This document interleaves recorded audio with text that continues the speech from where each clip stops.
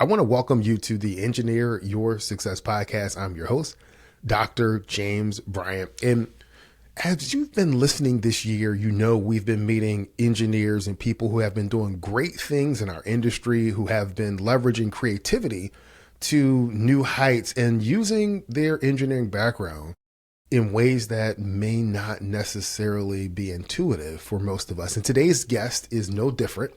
We have Mr. Bobby Dutton, and he is here to just talk about his journey. So, Bobby, welcome to the show. I'm excited to chat with you. Well, tell the listening audience a little bit about yourself. Sure. Well, I went to school for computer engineering, so that's what qualifies me for this conversation, I suppose. And right after I graduated, I spent a lot of time writing cold fusion code for defense contractors and deep in the cube world and all that. My passion at the time was events. So my first big foray into my own business was a company that I created called Groove Boston Mission 6, which is now called GBM Six. We were all about using technical engineering pieces and gadgets to create huge, complicated events and experiences. And our why is to make people happy. And we just have so much fun building these huge concerts and projects all over the country. When did the passion for events start to show itself for you? I mean, when I was little, just like most engineers, I wanted to take stuff apart, try to put it back together, ask what this button did. I just needed to understand things. And I think that curious mindset is something that a lot of us have in common. And as I got a little bit older, I was interested in places where I was seeing tech applied. And an example of that is the musical at middle school or high school. I was interested in the art, the creative side of it. Part of me wanted to sing and audition and perform. But I was also wondering what was going on in that little shadowy room in the back of the auditorium with all those cool buttons and the couple of people in the dark. What are they doing and how does that work? And a really cool place where it all came together was the world of DJing. Because I said, all right, I could be up there on stage, being creative, making people happy, and pushing all the buttons. Okay, this is interesting to me. So that's what sparked as kind of my calling within the event space and as a unique way to apply this understanding. So your creativity, the engineering and entertainment came to a intersection at DJing. Talk a little bit about that. I want to know what songs are in what key, at what tempo, know how to use equipment to line up new tracks and separate frequencies and mix them back together. The art of mixing is such a cool, highly technical, highly creative skill. And as I got good at that, I could tell that this was a really interesting way to apply all this knowledge I was working so hard to accumulate, specifically driving that into a whole new business and market.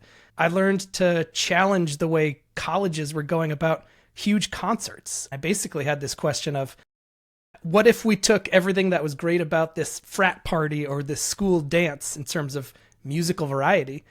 What if I could make that your concert and then build the whole concert container around it as a highly technical delivery system to just make it the best night of your life?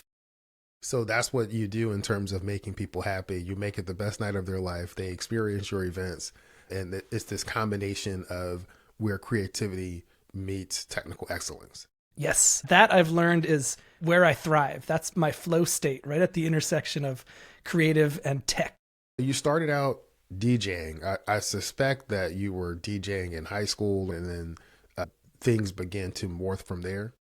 Yeah, I mean, I DJ'd my own junior prom, and I wanted to.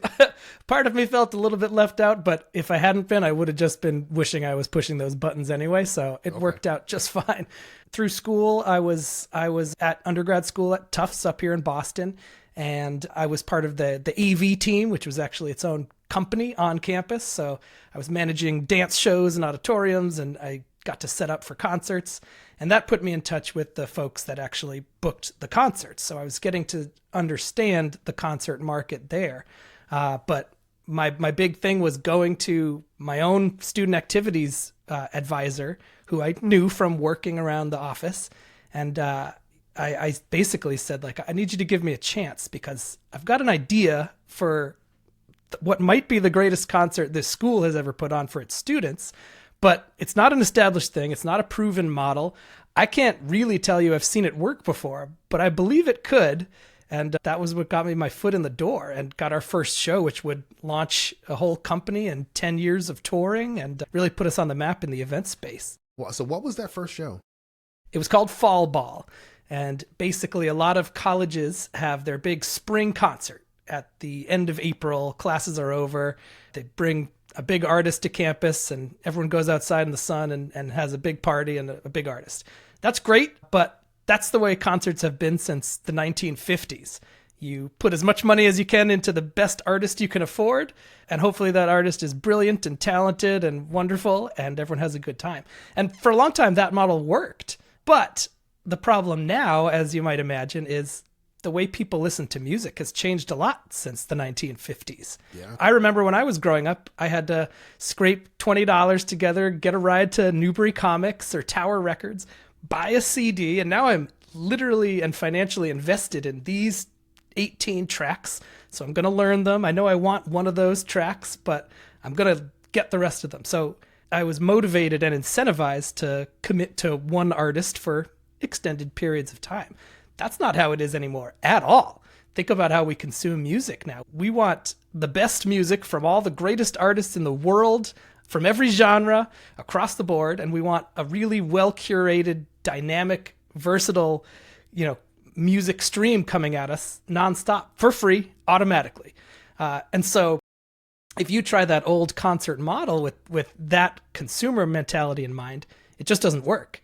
If I say I've got this much money to get one artist, and it's definitely not the huge artists of the world that everyone loves, it's something less expensive than that because of financial limitations. So most schools are still doing it that way, which is, hey, we know you want Taylor Swift, but we got someone less than that. We hope you care. We hope you listen to this artist for an hour. And the short answer is they won't. So we came in and said, we know how to entertain people for an hour plus with all the great music, including all those huge artists, including that variety you now crave. So the DJ approach musically is brilliant. And the best part is there's not a lot of hard cost to it. So I could DJ for you and squeeze 200 artists into an hour, keep you very much on your toes musically, and you haven't spent a dime on talent, and you haven't limited the music at all. So now we have all of your money to go do the fun part, which is the tech. So I would go to these schools and say, I know you didn't like what you got when you spent $100,000 on an artist. Let me show you what $100,000 of lasers looks like. And it's a very different show. I think you really hit into that key concept where you are meeting people where they are. And if the market is demanding this type of variety, then you've set up your company to be able to provide that type of product. One of the things that we've talked about before was this whole concept of think like a pilot. Can you talk about that a little bit? Yes. So like most people, I actually have more than one passion. And the other one has always been airplanes. I was obsessed with those from a very young age. And at first I thought this was kind of a whole separate lane from the tech and the engineering and the event stuff. But when you think about it, that intersection between something emotional, something powerful, and something extremely technical and physics-based, aviation fits that exactly. And so in hindsight, it makes total sense that I was drawn to this. So when I was little, same time I was taking apart TV remotes and trying to figure out that sort of thing, I was staring at every airplane that flew over my house growing up. And when I got a little older, when I got a credit card, one of the first decisions I made for myself was I need to learn how airplanes work and I need to learn how to fly them. So I got my private pilot's license right out of college, adored the idea of learning, why is this happening? What is the physics behind this? What is the science? How does this work? It was another area that just totally captivated me. And by investing in that understanding, to get myself in this place where I could just be above the clouds, 10,000 feet off the ground, by myself, under my own power, there was something really magical about that. And I just loved it. Interested to know, how do pilots think? Well, it's about prioritizing. And that I think is the biggest takeaway that's affected me on the ground as a human, as a manager, as a business owner. And people today can relate to feeling overwhelmed or stressed out. In fact, I think if you ask anybody how they're doing, 99% of the time, at least in my conversations, they don't say, awesome, thanks for asking, how are you? They say, oof, just so busy, just crazy. Another day in paradise, so much going on. And that is true. I mean, we're living in an age of unprecedented amounts of information flying in all directions all the time. Every morning we wake up and we've got notifications and emails and text messages, and it never stops. Very rarely do people feel like they're focused and present and, without distraction. And that won't work for pilots. We know that. It would be very easy to get overwhelmed in the cockpit. But think about how pilots sound when they get on the intercom.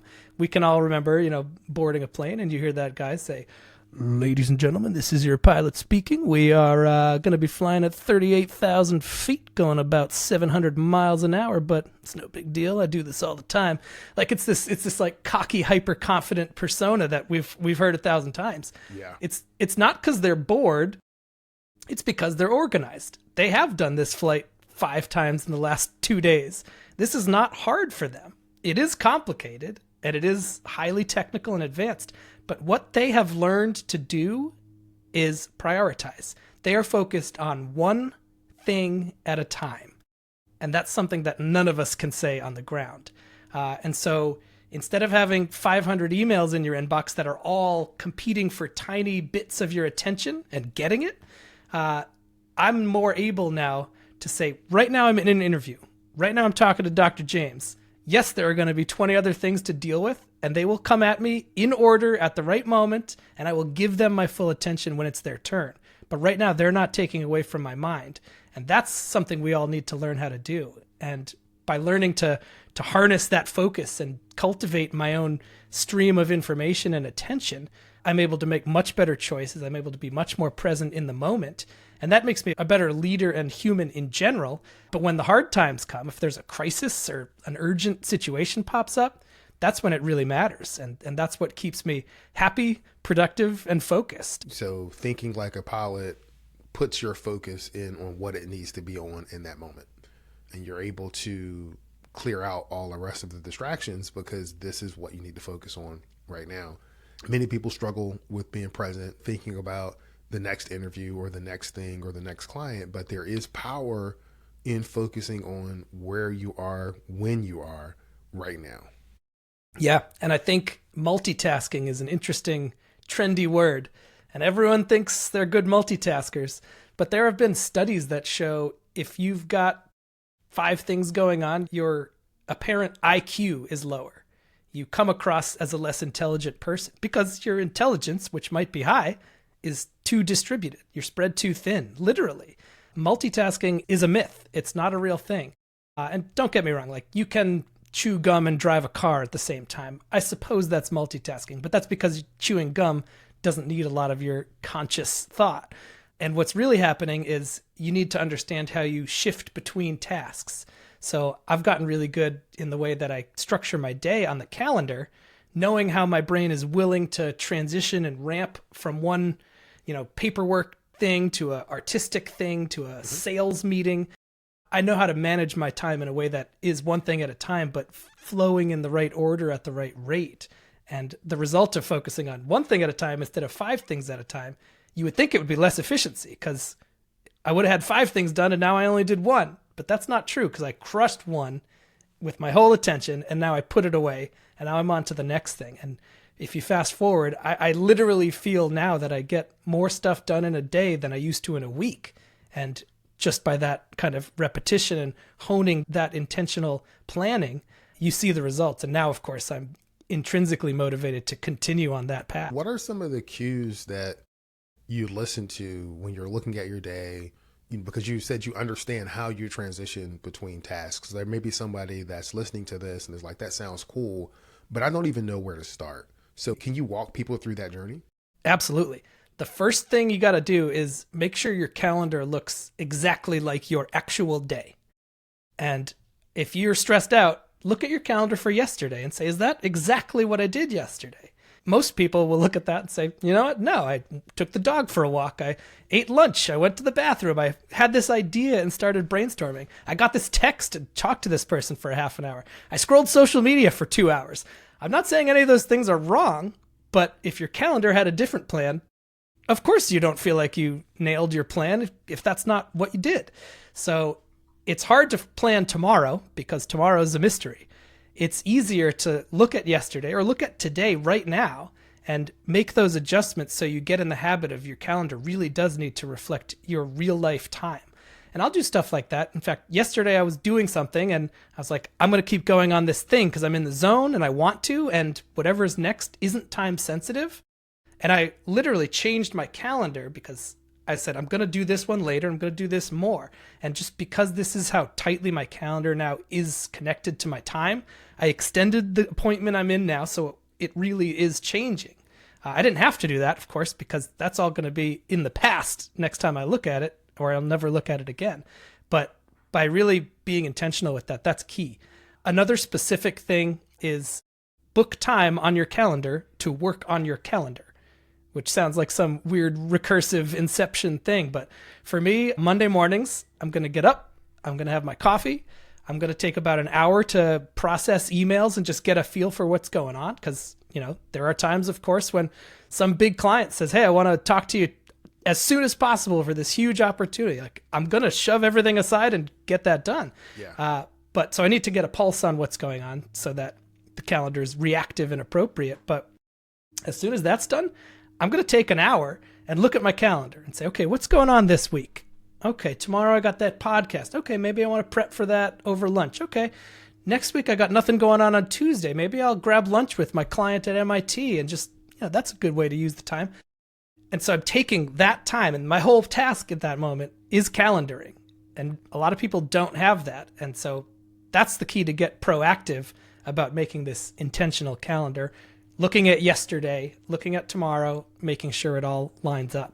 Yeah, and part of that is just being honest with yourself, right? The whole ideal of making sure that your calendar reflects what actually happened.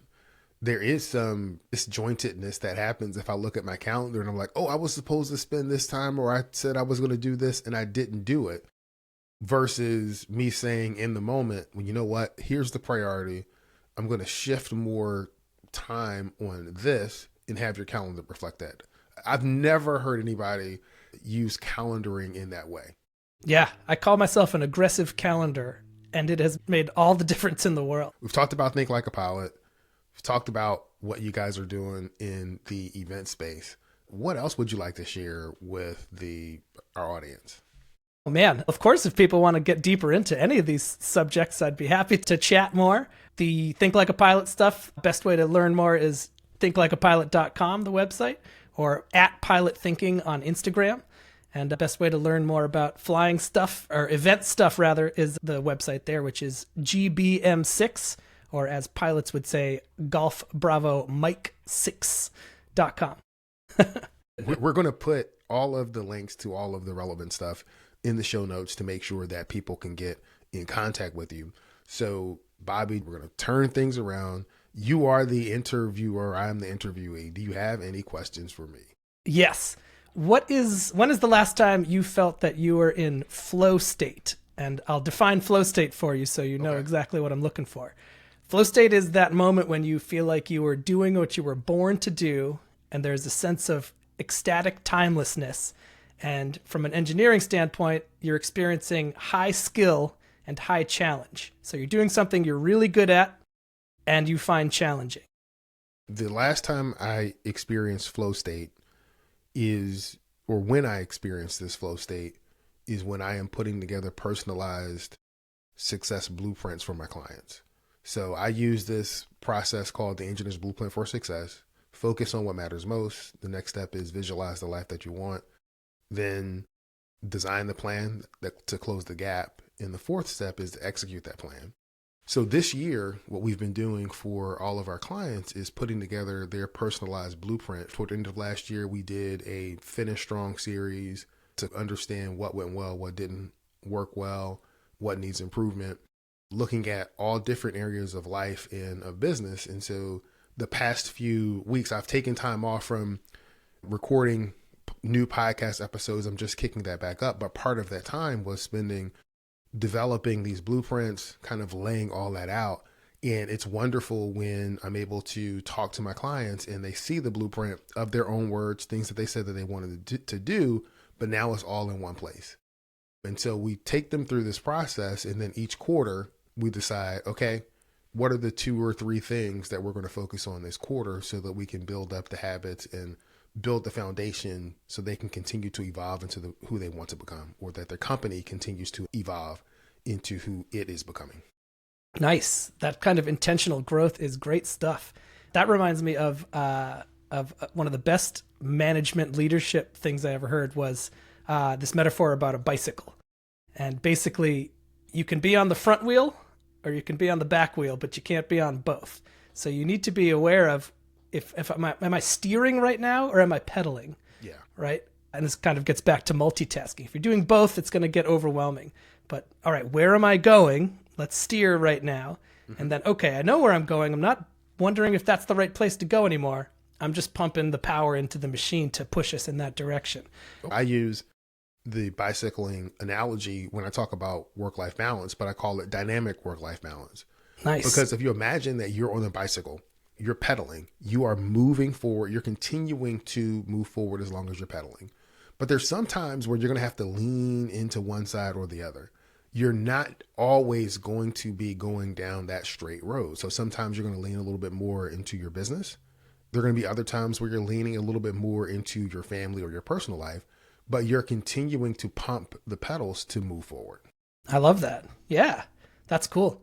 I love your unique take on work-life balance. Circling back to calendars, a lot of people color code their calendars with personal stuff and work stuff, which is fine if that serves you, but I've actually done a different approach to colors on calendars, which is the thing I want to know at a glance visually is this thing time sensitive or can it move around? And that has been a game changer for me because we all have a list of things. A lot of people love lists, but lists are not plans. Yeah. Lists are hypothetical goals that you may get to later. What I like is, all right, I want to spend an hour on this graphics brainstorm because I had an idea. I want to give it an hour of my time. So I'll just look at the calendar and say, okay, looks like at 4:00 today, I could carve out an hour for this. Great. And I'll put it on there, brainstorm that idea with a few notes, and then I'll put it with the color code that says, this needs an hour, this deserves an hour, but it doesn't have to be this hour. Yeah. And so that way, if Harvard calls and says, I want to do $1 million show with you next week, can we talk ASAP? I'm going to look at the calendar, say whatever I have at 4:00 here can move. So yeah, Harvard, I could talk to you at 4. And that's helpful because it protects, I still need an hour sometime, but I know which ones can shift. That's huge. I like that approach. Looking at what are those things that are time sensitive, what can move and what can't move.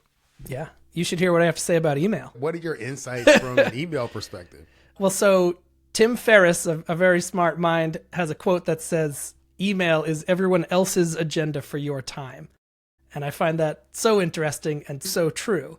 If you right now look at your inbox and you've got dozens, hundreds, thousands, tens of thousands, it's shocking what a lot of people have in their inbox. The weight of that is real. That's part of why you're feeling overwhelmed, because all of those things have an equal opportunity to fight for a tiny piece of your attention.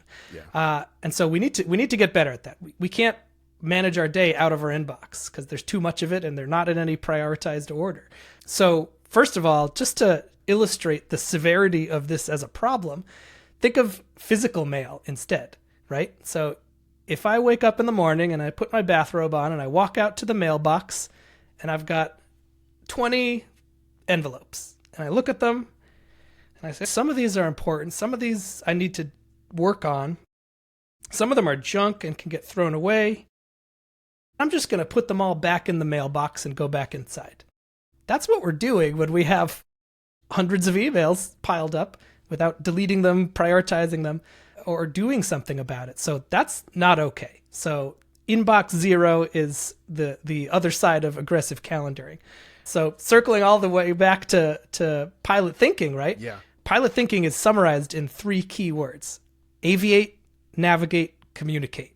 So the aviate, we've talked about. Be present, be intentional, know how to have your attention on the right thing at the right time in the right order. Fly the airplane. That's number one. Everything else can wait. Because if I'm so distracted by talking to my passengers that I'm forgetting to fly in the right direction, that's a big problem. So organize, right? So aviate, fly the airplane. Navigate is, okay, I'm flying the airplane. Where am I going next? That's the calendar, right? Now I know exactly what the rest of the day looks like. I know what tomorrow looks like. I don't have to think about it right now because it's where it belongs on the calendar, and I'll get prompted and cued to shift through that journey in the right order, one thing at a time. So aviate and navigate and communicate. This is the third priority, but this is where email tends to be the primary platform for this. So that's the third thing you need to master to be thinking like a pilot successfully. So how do you do this? Especially if you have a trillion emails. Step one, archive all of your email. Get rid of it. It's still there. It's still searchable. You could still go swim around in those 10,000 emails if you choose to. You can find the thing that you forgot about, but get it out. Admit to yourself that this is no longer your priority because there's too much of it in no order. So put it away. Now you have a blank canvas, a clean slate. Take a deep breath and start processing things properly. So number one, when are you going to deal with this email?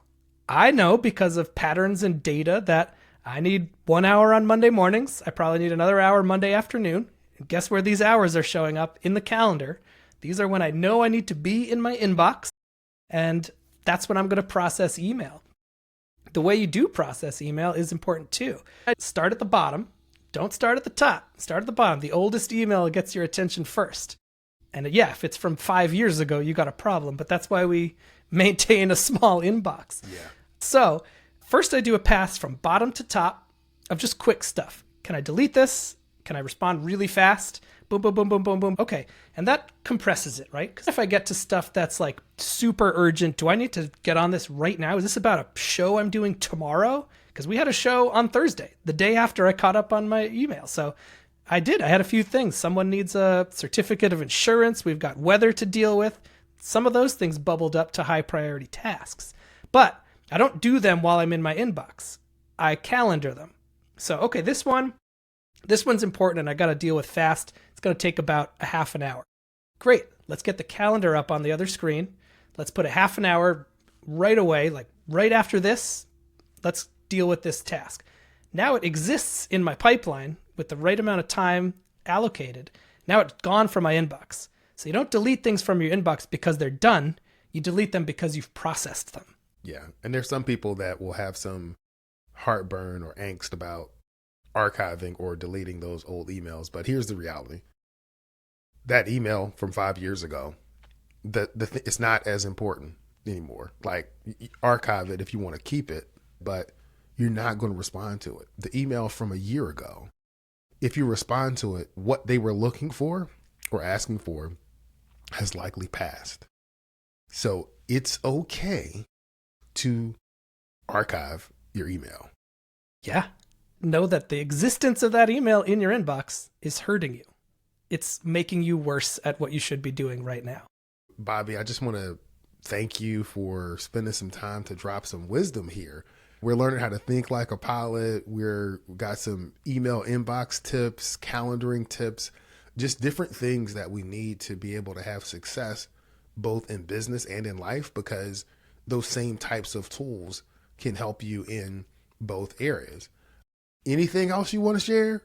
I think one last piece I'll suggest is pay attention to when your attention or focus is being hijacked. So if I was in this podcast with you right now and my phone was in my pocket, which it is not, and it buzzed, even if I don't look at it, right? Our phone buzzes. Yeah. Even if I'm good at saying, I'm not going to look at my phone right now. It buzzed and it tried to yank my attention. So I need to be conscious of that. If I were to look at it and it said, Shake Shack's offering 15% off if you buy through DoorDash right now. We all get that kind of stuff, right? And I'm sorry to throw Shake Shack and DoorDash. I love both, for the record.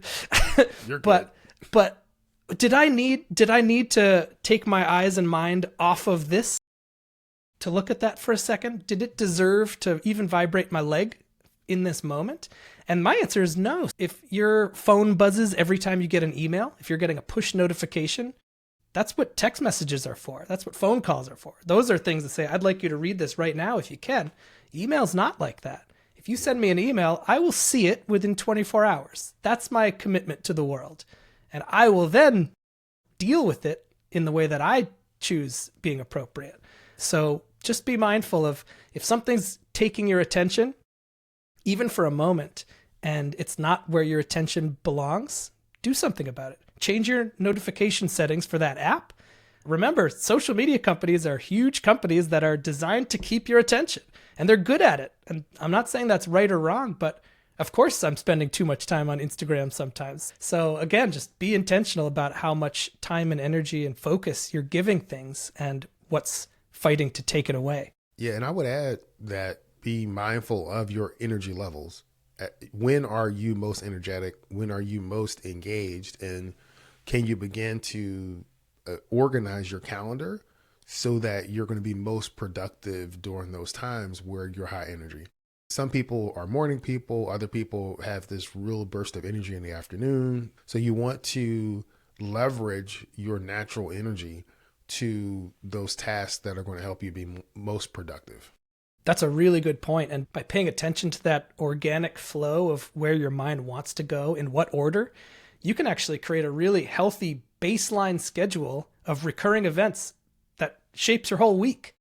So right now, if I look at a random week in November 2035, by default, it has a lot of things in the right order. When am I drinking coffee? When am I waking up? When am I going outside? When am I creative brainstorming? When am I doing graphics? When am I doing paperwork? All that. So instead of starting a brand new calendar from scratch every day or every week, by paying attention to what you just described, you can have a pretty great shot at what tomorrow probably looks like. And it's really satisfying to get to that point. Yeah, I think some folks may be at a position in their productivity or in their schedules where they don't know how they're going to get there. So what we take people through is a process to delegate, eliminate, and automate. Ooh. So how can you then look at the activities that you have and begin to categorize them, right? Okay, this one I can delegate, this one I need to eliminate because it's a time waster. It's not contributing to where I want to go. And then automate is kind of a shoot off from delegate. So you're looking at, am I delegating this to a person or to AI or to a system that we're going to put together to help free up my schedule so that I can have the flexibility and the time to be able to look at when I have high energy, when I have low energy, and be able to build your schedule that way. Yeah, that's amazing. I love that. I'm going to put that on my wall, honestly. Learning to delegate and learning to lead without micromanaging has been an interesting journey for me in the last few years, where the team on the event side, they don't need me to operate. It's because I've taught them and built the processes and been clear about the mission. I've built the framework for them to thrive. Now that they're thriving, if I show up at the wrong time, I'm just getting in their way. And that's been a hard lesson to learn. We had, like I said, we had a show on Thursday, big outdoor show in the cold. There was snow. It was a first time show. New client. I really wanted to make sure they were okay. I had just resurfaced from getting married.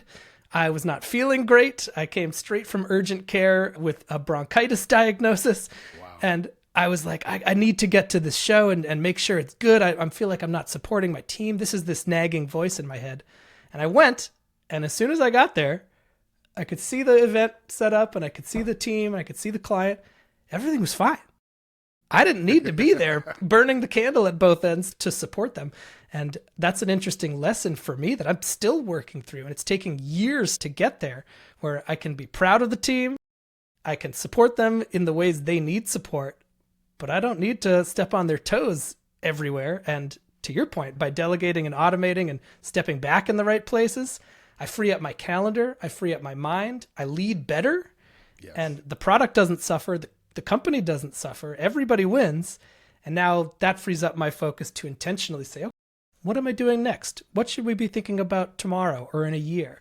And that's hard growth, but it's super important. And I'm enjoying that journey too.